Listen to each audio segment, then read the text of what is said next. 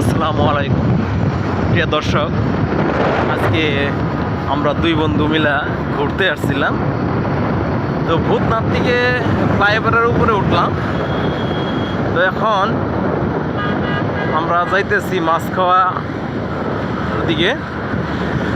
নদীর মাঝখানকার ব্রিজ প্রায় সম্পূর্ণ ক্লিয়ারই হয়েছে, অল্প বাকি আছে।